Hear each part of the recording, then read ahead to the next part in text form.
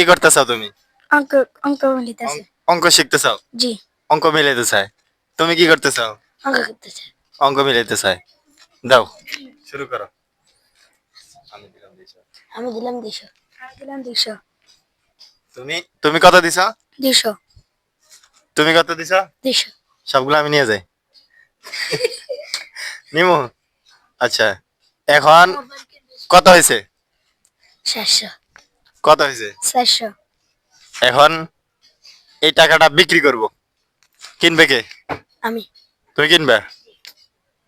কত দিতে রাজি? 300। 300 দিতে রাজি? দাও 300 দাও। 300 দিয়ে কেন দাও?